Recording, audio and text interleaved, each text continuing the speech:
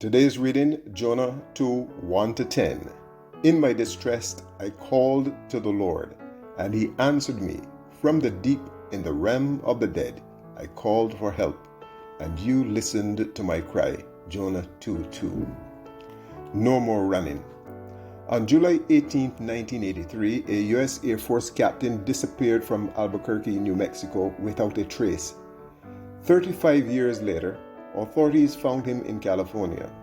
The New York Times reports that, depressed about his job, he'd simply run away. 35 years on the run, half a lifetime spent looking over his shoulder. I have to imagine that anxiety and paranoia were this man's constant companions.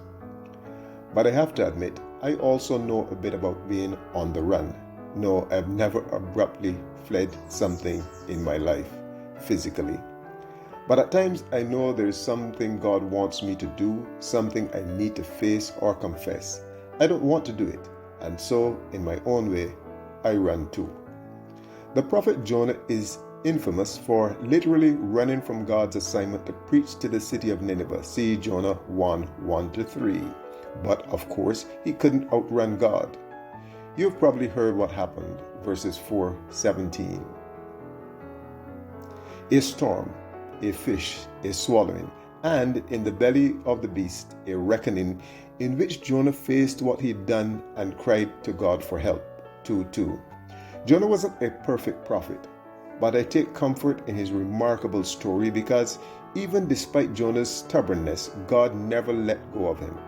The Lord still answered the man's desperate prayer, graciously restoring his reluctant servant, verse 2, just as he does with us. What, if anything, have you tried to run away from in your life? How can you grow in bringing to God the pressures that overwhelmed you?